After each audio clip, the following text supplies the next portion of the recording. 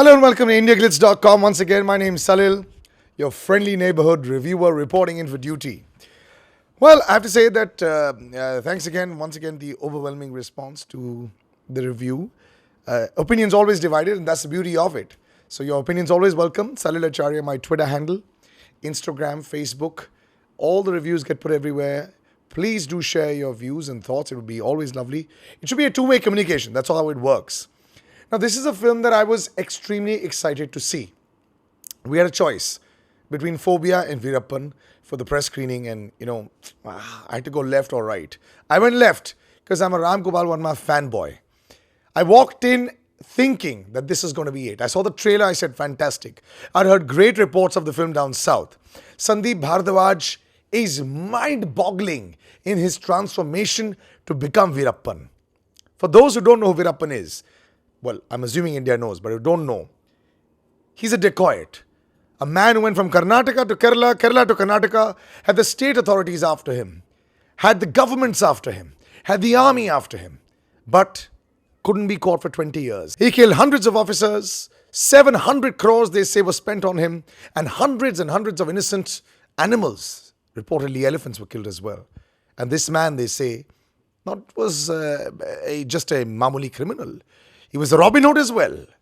So on one side, he took from the rich and then gave to the poor. And that's the reason why they say that he couldn't be caught for so many years. This little narrative is told to us in the first 10 minutes for those who don't know who Veerappan is. When I met Ram GopalVarma, he said, I've sort of changed it a bit and Bollywoodized this script. I wish he hadn't. Traffic, a film, had come a few weeks back. And something similar was done to that film as well. A super hit down south, but flopped miserably in Bollywood.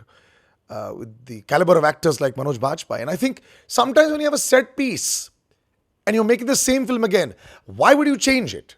You understand? It's not an adaptation of that film. It's a direct translation that you're putting across to the Indian audiences, to the Hindi-speaking audiences. Do the same. So in Veerappan, the beginning is murderous. Lots of gunshots in the first 5 minutes. The movement is quick. You see Veerappan there. His body language of Sandeep Bharadwaj, the hair, the mooch, the eyes, haunting, awesome, fantastic. But the problem is the other person opposite him. If you've got a good Batman, you need to have an equally good Joker as a villain to make the film gripping. His nemesis, Sachiin Joshi, who plays this police officer, is just too weak in delivery. Look, it's not about the look and the body. That's fine. There's just no expression. It's blank all the time. There's no power. He's running after him with a gun and there's no anxiety. The only thing that you always see is sweating. Ek to Ram GopalVarma, what is with you and sweating, dude?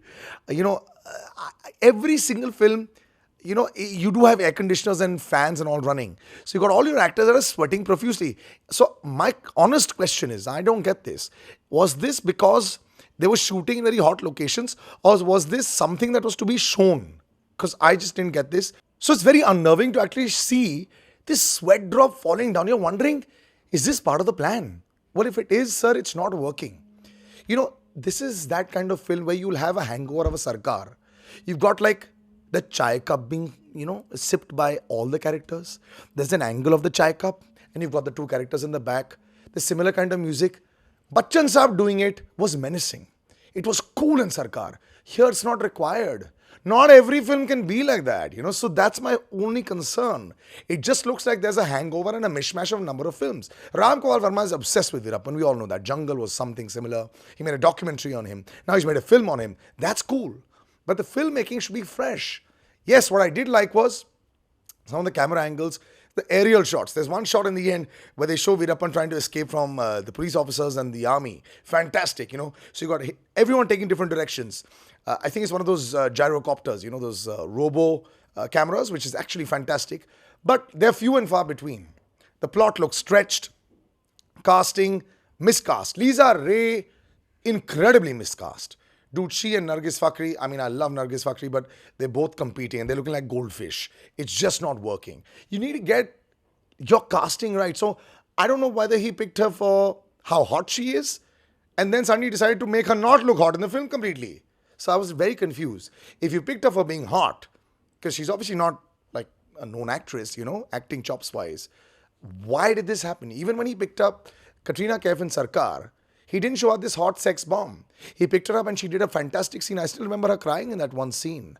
And I said, this worked. So here, why? Anyway, confusing, decision once again by Ram GopalVarma. So you go through an entire first half, them trying to catch Veerappan, and there's a decent-ish climax that's come in there, but, interval point. In the second half, once again, you go on this wild goose chase once again for Veerappan. Yes, there are certain plots or twists in the plot that make it look a little interesting. Some interrogation scenes, or as Sachin Joshi likes to call it, interrogation scene, which is hilarious. I had a couple of reviewers next to me and we'd burst out laughing every time he'd say interrogation. Okay, so this is not cool. But yeah, so this is the fun points of the film, but on the whole, extremely disappointing as a journey. The second half just meanders and it just goes from one jungle piece to another jungle piece and back again. I wish I'd seen more of what Veerappan was doing. A little more dynamic as far as how they were trying to catch him. It would have been so much better.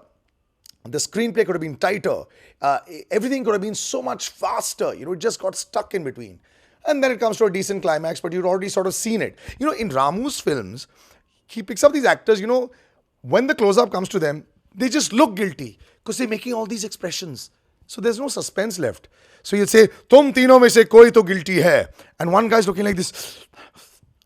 Why? I mean, at least let us figure that out, man. You just know that guy's guilty.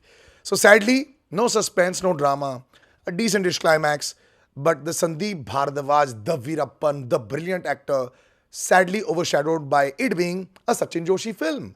It wasn't about Veerappan. It was about this guy. That's why maybe he called it Killing Veerappan, but I want to see Veerappan. I want to see him, not see so much of another person who clearly was not fit enough to be able to carry this film on his shoulders. So 1.5 stars for Veerappan. I wanted this to happen, but sadly Ram GopalVarma is not back. We'll have to wait for the Vivek Oberoi film. So if you want to say anything to me, I'm right here. Lay it out there. Salil Acharya, the Twitter handle.